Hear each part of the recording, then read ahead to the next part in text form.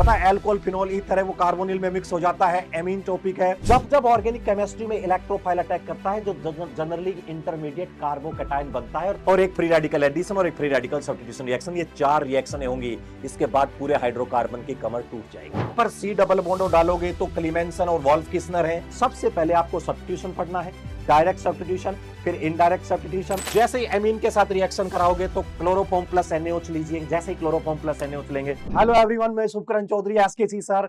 आज एक 10 मिनट का आप लोगों के लिए बहुत ही जोरदार सेशन आप लोगों के लिए लेकर आया हूं। क्या आप लोगों को भी इस टाइप की जो रिएक्शंस होती हैं, इन रिएक्शन से आप लोगों को डर लगता है?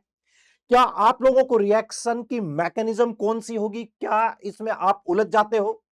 कौन सा रिएजेंट कहां पर क्या काम करता है, क्या प्रोडक्ट बनता है, कहां से रिएक्शन स्टार्ट होती है?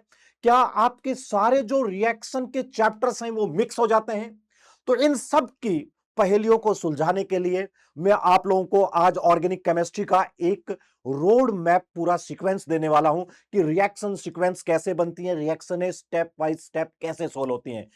चाहे आप लोग बोर्ड का एग्जाम देने वाले हो, चाहे आप 2027 में नीट का, चाहे जेई मेंस का, चाहे एडवांस का, जो इस ऑर्गेनिक केमिस्ट्री को समझकर नहीं पढ़ता है उसके लिए ये एक बहुत ही बड़ा मैथमेटिक्स है।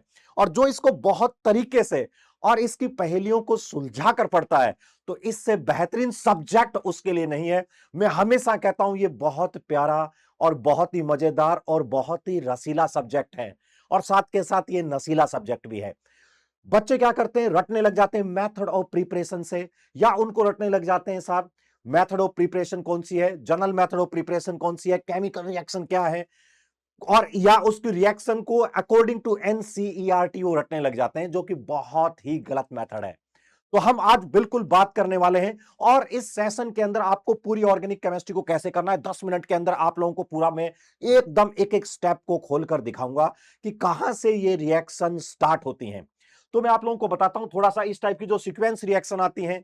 पता है एल्कोहल फिनोल ईथर है वो कार्बोनिल में मिक्स हो जाता है, एमीन टॉपिक है वो साहब, जगह जगह बीच में एमीन आ जाएगा तो हेलो एल्केन हेलो एरिन्स में मिक्स हो जाएगा। तो इन सब चीजों की मैं बात करूंगा, बच्चों को हाइड्रोकार्बन ये सब बहुत ज्यादा प्रॉब्लम आती है, तो इन सब की अपन लोग आज बात करेंगे। सबसे पहले देखो, आपको एक चैप्टर पढ़ाया जाता है जनरल ऑर्गेनिक केमिस्ट्री। जीओसी से उतने ज्यादा क्वेश्चन नहीं आते, लेकिन जीओसी एक केमिस्ट्री का एप्लीकेशन है, बहुत इंपॉर्टेंट। जीओसी के अंदर हम लोग पढ़ाया जाता है इंटरमीडिएट। इंटरमीडिएट, और जब हम लोग रिएक्शन पार्ट पढ़ते हैं वहां पर रिएक्शन में इंटरमीडिएट ही होते हैं। जैसे होता क्या है, जैसे आपके हाथ में मैं बंदूक दे दूं, तो सीधी बंदूक दे दूंगा तो आप कुछ कर नहीं पाएंगे।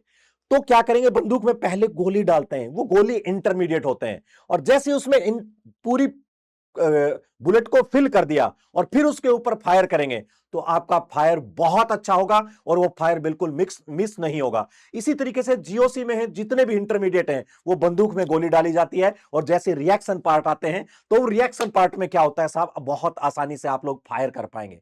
तो सबसे पहले देखो, हम लोग कोई भी रिएक्शन कराते हैं जीओसी के अंदर, आप लोगों को कार्बोकैटायन, फ्री रेडिकल, कार्बेनायन, कार्बिन, नाइट्रिन, इनकी स्टेबिलिटी समझाई जाती है और फिर इनकी रिएक्शन स्टार्ट हो जाती है। कोई भी रिएक्शन होती है स्टार्ट, तो मैं जनरली आपको बता देता हूं, या तो उसका कोई पार्ट को रिएक्शन स्टार्ट कराने का काम कोई काउंटर आयन करता है जैसे कैटायन, या उसका कोई काउंटर आयन होता है एनायन, या उसका कोई काउंटर आयन होता है फ्री रेडिकल। जैसे फुटबॉल की टीम है और अर्जेंटीना की टीम है तो उसके अंदर लियोनल मेसी एक काउंटर आयन है, पोर्चुगल की है तो उसमें काउंटर आयन कौन है, रोनाल्डो उसका काउंटर आयन है। वैसे एक रिएक्शन होती है, उसमें काउंटर आयन जो रिएक्शन को स्टार्ट कराने का काम करता है, उस रिएक्शन को स्टार्ट कराने का काम या तो उसका कैटायनिक पार्ट करता है, या एनायनिक पार्ट करता है, या फ्री रेडिकल। यहां से रिएक्शन स्टार्ट होती है, यहां से आपकी एनसीईआरटी होगा और बिल्कुल आप चैप्टर वाइज भी कर पाएंगे। जैसे आप लोग कोई रिएजेंट लेके आए, मान लो ये आपके सामने कोई रिएजेंट है, और इस रिएजेंट के अंदर क्या करेंगे, ये रिएजेंट है, यहां से ये बॉन्ड दो तरीके से टूट सकता है।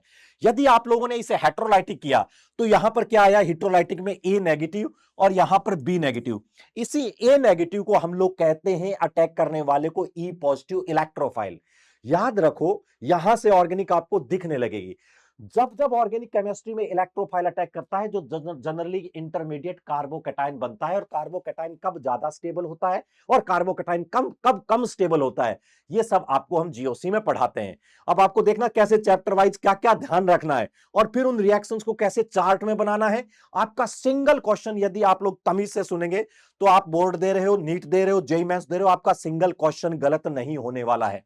जैसे आपका काउंटर आयन ए पॉजिटिव इलेक्ट्रोफाइल आया, पूरी ऑर्गेनिक केमिस्ट्री में इलेक्ट्रोफाइल दो ही काम कर सकता है। इलेक्ट्रोफाइल वो होता है जो किसी से इलेक्ट्रॉन लेता है, तो ये क्या करता है, किसी से इलेक्ट्रॉन लेकर किसी के ऊपर ऐड हो जाता है, तो उसे कहते हैं इलेक्ट्रोफिलिक एडिशन रिएक्शन। और इसके अंदर पूरे का पूरा हाइड्रोकार्बन में एक टॉपिक तो एल्किन और एक एल्काइन, ये दोनों साफ हो जाते हैं। फिर होता है एक इलेक्ट्रोफिलिक सब्स्टिट्यूशन, किसी से इलेक्ट्रॉन लेता है और किसी से इलेक्ट्रॉन लेकर किसी इलेक्ट्रोफाइल को बाहर निकाल देता है, उसको हम लोग कहते हैं इलेक्ट्रोफिलिक सब्स्टिट्यूशन रिएक्शन। और इसमें क्या होगा, एरोमेटिक हाइड्रोकार्बन साफ हो जाएगा। समझो आप लोग, मतलब सर हमारा जो एक हाइड्रोकार्बन चैप्टर है जो आता है 11th क्लास में भी है और 12th क्लास में है, उसको आप ध्यान से देखोगे तो वहां पर एक तो होती है इलेक्ट्रोफाइल की एडिशन रिएक्शन जो एल्किन और एल्काइन में चलती है, और जितना भी एरोमेटिक है उसमें इलेक्ट्रोफिलिक सब्स्टिट्यूशन है। मतलब इलेक्ट्रोफाइल के अंदर 75% हमारा हाइड्रोकार्बन खत्म हो जाएगा।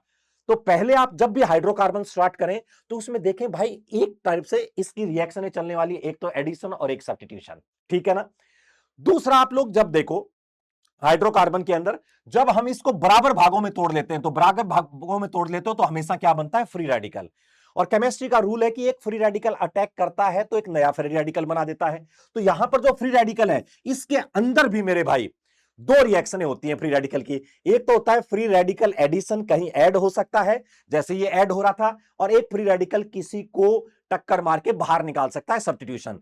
यहां फ्री रेडिकल एडिशन एक एल्कीन की रिएक्शन है, और पूरी फ्री रेडिकल सब्स्टिट्यूशन में हमारी एल्केन साफ हो जाती है।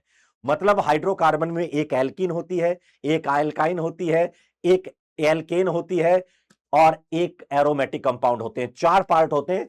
एल्केन तो FR/SR फ्री रेडिकल केमिस्ट्री है, एल्किन इलेक्ट्रोफिलिक एडिशन है, एल्काइन इलेक्ट्रोफिलिक एडिशन है, एरोमेटिक इलेक्ट्रोफिलिक सब्स्टिट्यूशन है। जब भी आप हाइड्रोकार्बन पार्ट पढ़ें, एनसीईआरटी से पढ़ें या आप दुनिया में कहीं से पढ़ रहे हैं, सबसे पहले आपको याद होना चाहिए कि वहां पर एक तो इलेक्ट्रोफिलिक एडिशन, एक इलेक्ट्रोफिलिक सब्स्टिट्यूशन रिएक्शन सबसे पहले, और एक फ्री रेडिकल एडिशन और एक फ्री रेडिकल सब्स्टिट्यूशन रिएक्शन। ये चार रिएक्शनें होंगी, इसके बाद पूरे हाइड्रोकार्बन की कमर टूट जाएगी, ठीक है ना। अब क्या होगा, जैसे हमारा एक पार्ट होता है बी नेगेटिव एनायन। जब भी आप लोग देखोगे एनायन, एनायन कोई भी होता है दुनिया में, कहीं भी कोई एनायन आ जाए तो वो तीन रिएक्शनें करेगा। पहली करता है एसिड बेस रिएक्शन, पहली करता है एसिड बेस, जैसे ग्रिग्नार्ड रिएजेंट, जैसे ये हेलो एल्केन हेलो एरिन्स में ग्रिग्नार्ड दे रखा है, और हाइड्रोकार्बन में भी दे रखा है, कुछ जगह हाइड्रोकार्बन में भी दे रखा है। तो यहां पर पूरी एसिड बेस रिएक्शनें आपकी खत्म हो जाएंगी। दूसरा रिएक्शन एसिड बेस करने को ना मिले तो जब कार्बन के साथ ये बॉन्ड बनाता है तो इसी एनाइन को हम लोग न्यूक्लियोफाइल कहते हैं, और ये रिएक्शन कौन सी देता है, न्यूक्लियोफिलिक एडिशन। यहां पर जो रिएक्शन देगा उसका नाम होगा न्यूक्लियोफिलिक एडिशन। जो न्यूक्लियोफिलिक एडिशन देगा उसे हम लोग क्या कहेंगे, कार्बोनाइल कंपाउंड। क्या कहेंगे उसे, कार्बोनाइल कंपाउंड। जो न्यूक्लियोफिलिक एडिशन है ये देगा कार्बोनिल कंपाउंड, ठीक है ना। तो आप पता है एल्डिहाइड और कीटोन है वो इसमें साफ हो जाएंगे। और एक है मेरे भाई, यदि पहला एसिड बेस फिर न्यूक्लियोफिलिक एडिशन और ये भी ना कर पाए तो फिर तीसरी रिएक्शन करता है न्यूक्लियोफिलिक सब्स्टिट्यूशन, और इसमें हेलो एल्केन और हेलो एरिन से साफ हो जाएंगे। आप समझ रहे हो, सुनो जरा। देखो पहले कार्बोकैटायन कहां कहां चलेगा भाई, एल्किन में चलेगा, एल्काइन में चलेगा, मतलब electrophilic addition electrophilic substitution, free radical और फ्री रेडिकल सब्स्टिट्यूशन, ये हाइड्रोकार्बन में चलने वाले मैक्सिमम। एनायन है, फिर एनायन की एडिशन रिएक्शन पूरा कार्बोनिल साफ होने वाला है, बहुत सारा पार्ट। और फिर सब्स्टिट्यूशन में हेलो एल्केन और हेलो एरिन्स। सर अब हमारा एमीन चैप्टर बच जाता है। बेटा एमीन में वापस कार्बोकैटायन ही चलता है, तो एमीन में पूरा कार्बोकैटायन इंटरमीडिएट बनेगा जो जीओसी के अंदर है।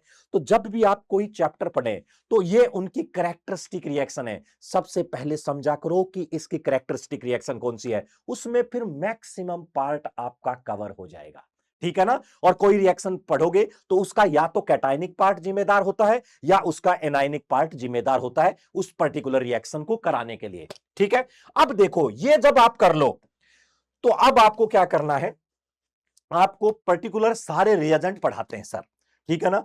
तो आपने हाइड्रोकार्बन पढ़ा, अब इसको कैसे रिवाइज करना है, तो इसको बिल्कुल आप शॉर्ट में चार्ट फॉर्म में लिखें कि कौन सी रिएक्शनें थी, क्या क्या रिएक्शनें थी। इस तरीके से जैसे मैं आपके लिए बना के लाया हूं कि भाई आरबीआर है पर्टिकुलर, जैसे ये पर्टिकुलर रिएक्शन है पड़ी, अब उसको तुरंत आपको सीक्वेंस चाहे इससे सारी तो आपकी एनसीईआरटी कवर हो जाएगी, जो आपकी एनसीईआरटी है। और एनसीईआरटी को बहुत तमीज से, चाहे आप कोई एग्जाम दे रहे हो, इस एनसीईआरटी से बाहर बहुत कम चांस है आने का, चाहे नीट का हो, जेईई मेंस का हो, एनसीईआरटी का भरपूर यूज होता है। एक एक लाइन में इसने बहुत कुछ लिख रखा है। तो दूसरा, आपको चार्ट बनाने बहुत अच्छे से, जैसे आप लोग सारी रिएक्शनें लिखिए। आरबीआर है, सोडियम ड्राई ईथर है, वुड्स रिएक्शन, साहब जिंक के साथ फ्रैंकलैंड रिएक्शन, जिंक है और हीट ले रखा है तो फ्रैंकलैंड रिएक्शन, और जिंक प्लस HCl है तो ये रिडक्शन कर देता है। यहां पर एसिड का सोल्ट है तो कोल्बे इलेक्ट्रोलाइसिस है।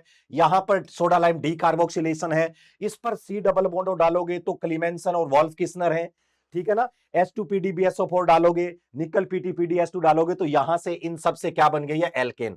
सबसे पहले एल्केन एक तो फ्री रेडिकल की रिएक्शन दे रहा है, ये सारी के सारी एल्केन है जिससे हम लोग बना सकते हैं। अब ये एल्केन कौन सी रिएक्शन करता है, फोटोन के साथ, H2SO4 के साथ, ये सारी के सारी जितने भी है एनसीईआरटी प्लस सारे नोट्स में आपको पढ़ाएं, ये सारे के सारे एल्केन के, इनके सामने आप प्रोडक्ट लिख लो। तो ये सारे के सारे रिएजेंट हो गए, इधर एल्केन, और ये अपने सारे रिएजेंट लिखो और 2 मिनट में आप लोग रिवाइज कर लो, ठीक है ना। तो पहले आपको कैरेक्टरिस्टिक रिएक्शन और इसके बाद आपको सारे का सारा क्या करना है, एल्केन इस हिसाब से करना है, ठीक है ना, माइंड में। और जैसे ही आप लोगों को थोड़ा देखो ऑर्गेनिक को रिवीजन करना पड़ता है, 1 वीक हो जाए, पुराना चैप्टर हो गया है, या 10 दिन बाद, एटलीस्ट 15 दिन में एक बार आपको ये चार्ट फॉर्म में बना लेने हैं और चार्ट फॉर्म को रिवाइज करते रहना। इस पर बेस्ड आप 2 क्वेश्चन लगा लो, 4 क्वेश्चन लगा लो हर एक चैप्टर का। आप कभी भी ऑर्गेनिक केमिस्ट्री नहीं भूलेंगे ना, आपको कभी सीक्वेंस रिएक्शन से डर लगेगा। जितनी भी सीक्वेंस रिएक्शन है, नीट 2026 की बात करूं, रीनीट की, तो उसने method of preparation chemical reaction नहीं पूछी, उसने मिक्स करके ऑर्गेनिक केमिस्ट्री को पूछा, जो कि एक रियल तरीका है और बेहतरीन कॉन्सेप्ट्स उसने पूछे थे। देखो जरा क्या है, अब एल्किन की आ गई, एल्किन बनाइए। इससे किस किस से एल्किन बन सकती है, फिर एल्किन की रिएक्शन सारी तो इसमें एनसीईआरटी कवर हो गई है। कैरेक्टरिस्टिक रिएक्शन पढ़ी, पहले तो इलेक्ट्रोफिलिक एडिशन बेसिक आया, इंटरमीडिएट समझा, फिर ये सारी की सारी रिएक्शनें किसकी हो गई हैं, एल्किन की। आप कभी ऑर्गेनिक नहीं भूलेंगे। इसके तुरंत बाद आप अपने क्वेश्चंस लगाइए। सारे रिएजेंट ले रखे हैं, सारे रिएजेंट। 1% के एल्केलाइन KMnO4 2H लगाएगा, KMnO4 स्ट्रॉन्ग ऑक्सीडाइजिंग एजेंट है, BH3THF भाई अपोजिट ये क्या करेगा, सिन एडिशन करेगा, लेकिन OH वहां लगाएगा जहां हाइड्रोजन की संख्या ज्यादा है। ये सारी की सारी रिएक्शन है, सारी की सारी रिएक्शन है, सारी की सारी रिएक्शन इस तरीके से आप लोग एल्किन की कर लेंगे, ठीक है ना। फिर आप लोगों इसी तरीके से सारी एक पेज पर लिखे एल्काइन की रिएक्शन हो जाएंगी। और ये सारे के सारे चार्ट में मेरे टेलीग्राम पे भी आप लोगों को देने वाला हूं, ठीक है ना। SKC sir chemistry world PW के नाम से, वहां पर भी आप लोगों को ये मिल जाएंगे सब के सब। तो वहां से आप चार्ट ले सकते हैं एक एक चीज को। जैसे एरोमेटिक आया, बेंजीन की कौन सी रिएक्शन है, सब के सब ये रिएक्शन है। सारे प्रोडक्ट लिखो और इसका देख देख के आप रफ कॉपी में अपने प्रोडक्ट लिखा करो, इसके ये बन जाएगा, इसका ये बन जाएगा, इसके ये बन जाएगा, और इस पर बेस्ड आप क्वेश्चन लगाइए। आपसे हर एक क्वेश्चन बनेगा। ऑर्गेनिक केमिस्ट्री को सही तरीके से करने का यही तरीका है। और इसमें क्या हो गया, इसमें कंप्लीट आपका हाइड्रोकार्बन हो गया है। इस तरीके से करोगे तो आपका कहीं कोई सिंगल क्वेश्चन भी गलत नहीं होगा, समझ समझ के, बहुत प्रेम प्रेम से, ठीक है ना। अब हेलो एल्केन हेलो एरिन्स सारी रिएक्शनें आ जाएंगी इसके अंदर, हेलो एल्केन हेलो एरिन्स की। जैसे साहब NAI एसीटोन है, फिंकलस्टीन है, AgF DMF है, अमोनोलाइसिस रिएक्शन है, एम्बिडेंटेड न्यूक्लियोफाइल है, SN1 है, SN2 है, ये सारी के सारी रिएक्शन दे रखा है। ये चार्ट है हेलो एल्केन हेलो एरिन्स का, ठीक है ना। इसको बनाने के अलग मेथड है। ये इसको कौन सी मेथड से बनाया जाता है, सबसे पहले आपको सब्स्टिट्यूशन पढ़ना है, डायरेक्ट सब्स्टिट्यूशन, फिर इनडायरेक्ट सब्स्टिट्यूशन, इसके बाद एलिमिनेशन, और इसके बाद ये चार्ट आप लोग बना लीजिए। आपका कोई गलत नहीं होगा। जिसको सब्स्टिट्यूशन समझ में आ गया उसको एलिमिनेशन अपने आप ही समझ में आ जाता है। इसी तरीके से आप लोग देखो, एल्कोहल है, एल्कोहल कैसे कैसे बनाया जाता है। हाइड्रोकार्बन में बहुत सारे तरीके हैं, वो हाइड्रोकार्बन में ऐसे ऐसे एल्कोहल बनता है। फिर उस एल्कोहल के ये सारे के सारे मैं चार्ट बना के लाया हूं कि कौन सी रिएक्शन हर जगह इसकी दे रखी है। इसको आप माइंड में रिकॉल करते रहे, 10 दिन में, 12 दिन में, 1 वीक में बैठकर आप रिकॉल करें। इस पर 5-7 आप क्वेश्चन लगा लें, PYQs लगाएं, जेईई मेंस के PYQs, नीट के PYQs लगाएं। आपकी ऑर्गेनिक केमिस्ट्री की एनसीईआरटी के साथ आप डिकोडर बन जाएंगे। एनसीईआरटी हो, एनसीईआरटी एग्जाम्पलर हो, सब के सब ये आप चार्ट बनाइए और चार्ट में आप लोग कभी भी ऑर्गेनिक केमिस्ट्री को नहीं भूलेंगे। इसी तरीके से आपका एल्कोहल आ गया है, इसी तरीके से आपका पूरे का पूरा कार्बोनिल कंपाउंड में एल्डिहाइड है कि भाई एल्डोल आ गया, lithium aluminium hydride, sodium borohydride, Grignard क्या करता है, HCN क्या करता है। ये सारी के सारे एल्डोल कब होगा, हेलोफॉर्म कब होगा, ये सब की सब रिएक्शन है। जैसे ये पूरा चार्ट फॉर्म में जितनी भी एल्डिहाइड की रिएक्शन है वो सब का सब। फिर कार्बोक्सिलिक एसिड की कौन सी रिएक्शन है, जैसे रेड फॉस्फोरस X2 है, हेल वोलार्ड जिलेंस की है, ये सारी की सारी कौन सी रिएक्शन होगी, कौन सा एसिड NaHCO3 के साथ CO2 टेस्ट देता है, ये सारे का सारा। ये आपका आ गया एमीन। जैसे ही एमीन के साथ रिएक्शन कराओगे तो क्लोरोफॉर्म प्लस NaOH लीजिए, जैसे ही क्लोरोफॉर्म प्लस NaOH लेंगे तो यहां आइसोसाइनाइड बन जाएगा, हिंसबर्ग रिएजेंट है। कौन सी रिएक्शन से एमीन बन सकती है और कौन सी उसकी केमिकल रिएक्शन है। पहले कार्बोकैटायन पढ़ेंगे तो सबसे पहले बेंजीन डाइएजोनियम सॉल्ट पढ़ो, फिर नहीं पहले डाइएजोटाइजेशन पढ़ो कि NH2 के बेस्ट लिविंग ग्रुप हम कैसे बना सकते हैं, उस पर बेस्ड रिएक्शन है। फिर बेंजीन पे लगे NH2 को कैसे उड़ाएंगे, ठीक है। फिर इसमें कौन सी रिएक्शन है उनका एक चार्ट बना लीजिए, जहां भी आप पढ़े हो रिकॉल करिए और सीधे क्वेश्चन पर आ जाइए। इस तरीके से सब के सब बायोमोलिक्यूल है, ये सारे का सारा बायोमोलिक्यूल है। तो आपको फिर क्या होगा, जो सीक्वेंस रिएक्शनें आएंगी ये सब के सब चार्ट फॉर्म में रहेंगे, आपको कहीं भी ऑर्गेनिक केमिस्ट्री में किसी टाइप का डर नहीं लगेगा। तो इस तरीके से आप लोग ऑर्गेनिक केमिस्ट्री करेंगे तो मुझे लगता नहीं है कि आपको कहीं प्रॉब्लम आने वाली है। इस तरीके से करते रहिए। आपको फिर भी कहीं कोई दिक्कत आता है आप जरूर आप लोग मैसेज करिए, आपको जो भी हेल्प चाहिएगी मैं हमेशा आपकी हेल्प करूंगा। और ये जो आपको स्ट्रेटजी बताई है कि कैसे रिएक्शन को रिकॉल करना है, ये वो बच्चे हैं राजाओं जो टॉप 10 के अंदर रैंक लेके आ गए थे।